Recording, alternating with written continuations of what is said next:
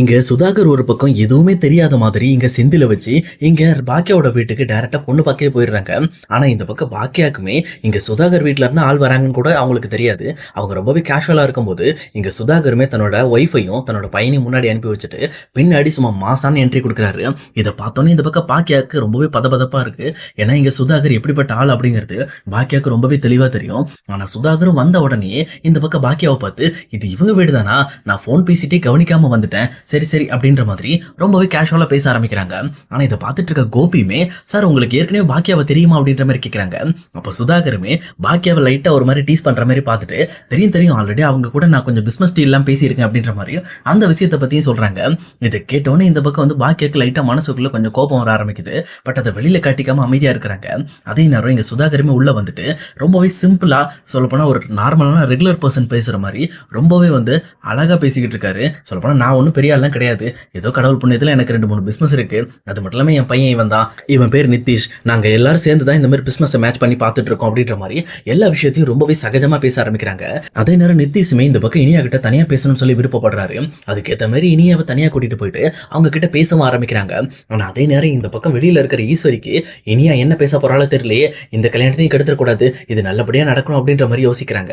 அதே நேரம் இனியா கிட்ட நிதிஷுமே அது ஒன்றும் இல்லை, உங்ககிட்ட நான் வந்து ஏற்கனவே வந்து காஃபி ஷாப்பில் வச்சு மீட் பண்ணலாமா தான் எங்கள் டேடிக்கிட்டையும் மம்மிட்டையும் கேட்டேன். பட் ஆனால் அவங்க தான் இப்போதைக்கு நேரில் போய் பார்த்துருவோம், பார்த்ததுக்கப்புறம் உனக்கு பிடிச்சிருந்துச்சுன்னா அப்புறம் பார்த்துக்கலாம் அப்படின்ற மாதிரி என்கிட்ட சொன்னாங்க. எனக்கு தெரிஞ்ச வரைக்கும் நீங்கள் ஏன் பேசாமே இருக்கீங்க, என்னாச்சு அப்படின்ற மாதிரி கேட்குறாங்க. அப்போ தான் இனியாவுமே இல்லை எனக்கு கொஞ்சம் நர்வஸாக இருக்குது, எடுத்த ஒன்று பொண்ணு பக்கம் வந்துட்டீங்கல்ல, அதான் கொஞ்சம் எனக்கு ஒரு மாதிரியாக இருக்குது அப்படின்ற மாதிரி சொல்கிறாங்க. உடனே நிதிஷ் இருந்துக்கிட்டு சரி விடுங்க, நம்ம இன்னொரு டைம் நம்ம காஃபி ஷாப்பில் மீட் பண்ணி பேசலாம், அதுக்கு உங்களுக்கு ஓகே தானே அப்படின்ற மாதிரி கேட்குறாங்க. உடனே இன்னொரு பக்கம் இனியாவும் யோசிச்சு பார்த்துட்டு சரி ஓகே அப்படின்ற மாதிரி அதுக்கும் சரின்னு தலையாட்டிடுறாங்க. அதுக்கப்புறம் இவங்க பேசி முடிச்சுட்டு வெளியில வந்ததுக்கப்புறம் இங்க டேரக்டா சுதாகர் கிட்ட இங்க கோபியுமே இங்க பாருங்க எங்க பொண்ணுக்கு உங்க பையனை நல்லாவே பிடிச்சிருக்கு, நம்ம ஒரு நல்ல நாள் பார்த்து நிச்சயத்தை பண்ணிக்கலாம், ஏன்னா அப்பதான் வந்து எல்லாமே சகஜமா போகும் அப்படின்ற மாதிரி இனியாக்கு நிச்சயம் பண்ற விஷயத்தை பத்தி இங்க கோபியும் ஈஸ்வரியும் பேசி அங்கிருந்து சுதாகரி அனுப்புறாங்க. அதே நேரம் சுதாகர் அங்கிருந்து வெளியில போறதுக்கு முன்னாடி இங்க பாக்கியா கிட்ட போயிட்டு என்ன மேடம் இப்போ நீங்க கண்டிப்பா உங்க பொண்ணுக்காக அந்த ஹோட்டல்ல தர வாய்ப்பு இருக்குல்ல அப்படின்ற மாதிரி இங்க லைட்டா ஸ்மைல் பண்ணிக்கிட்டு இங்க அவங்கள டீஸ் பண்ண ஆரம்பிக்கிறாங்க.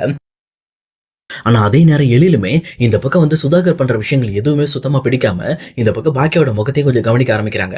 ஏன்னா பாக்கியா சுதாகரை பார்க்கும் போதெல்லாம் ரொம்ப கோவமாகறாங்க அப்படிங்கிறத புரிஞ்சுக்கிட்டு சுதாகர் அங்கிருந்து கிளம்புனதுக்கு அப்புறம் அம்மா என்ன ஆச்சு, ஏதோ ஒரு விஷயத்தை நீ என்கிட்ட மறைக்கிற, எதுக்காக இந்த மாதிரி அந்த சுதாகர் உங்ககிட்ட பேசுறப்ப நீ கோவமாகற, என்னாச்சு அவருக்கும் நமக்கு ஏதோ பிரச்சனையா அப்படின்ற மாதிரி கேட்கறாங்க.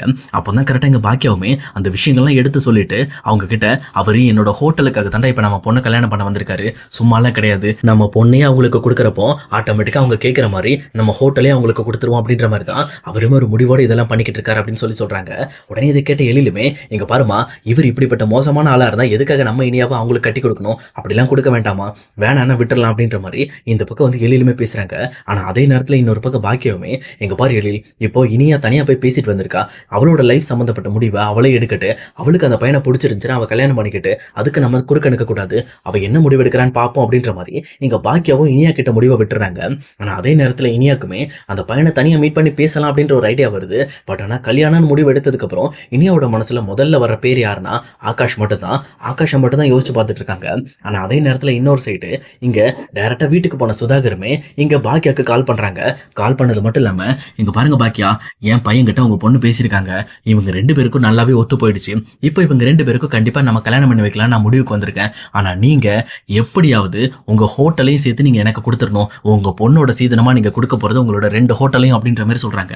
ஆனா இதை கேட்ட பாக்கியாவுமே இங்க பாருங்க சுதாகர், நீங்க உண்மையிலுமே ரொம்ப ஆசைப்படுறீங்க, இந்த மாதிரிலாம் நீங்க பண்ணக்கூடாது, இப்போ கல்யாணங்கிறது ஒரு நல்ல விஷயம், ஆனா இதை நீங்க ஒரு டிமாண்டிங் டீலா நடத்திட்டு இருக்கீங்க, நீங்க பண்ற விஷயம் எனக்கு சுத்தமா பிடிக்கல, அது மட்டும் இல்லாம நீங்க என் பொண்ணையும் உங்க பையனையும் வச்சு வியாபாரம் பேசிக்கிட்டு இருக்கீங்க, இந்த மாதிரி விஷயங்கள்லாம் எனக்கு சுத்தமா பிடிக்காது, இப்போ என் பொண்ணோட முடிவுக்காக தான் நான் காத்துட்டு இருக்கேன், அவ மட்டும் வேணான்னு சொன்னான்னா கண்டிப்பா எவ்வளவு பெரிய கொம்பனோட பையனா இருந்தாலும் சரி கண்டிப்பா என் பொண்ணுக்கு தேவையில்லை அப்படின்ற மாதிரி அவங்களும் ஒரு முடிவோட பேசிக்கிட்டு இருக்காங்க.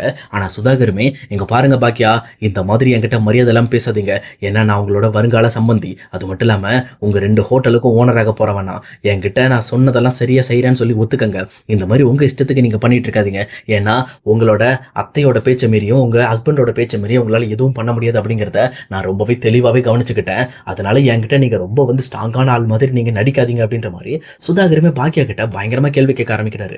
ஆனா இதை கேட்டுட்டு இருக்கிற பாக்கியாவுமே இங்க பாருங்க, அவங்க 2 பேரும் இந்த வீட்ல இல்லாததுக்கான காரணத்த பத்தி என்னைக்கா யோசிச்சிருக்கீங்களா?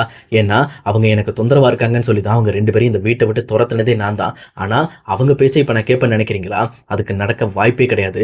என் குழந்தைங்க லைஃப்ல நான் மட்டும் தான் என்ன முடிவு எடுக்கணுமோ அத தெளிவா எடுப்பேன். வேற யாருக்கும் அந்த உரிமை கிடையாது அப்படின்ற மாரி இங்க பாக்கியா ரொம்பவே கட் அண்ட் ரைட்டா சுதாகர மிரட்டுற மாரி பேசுறாங்க.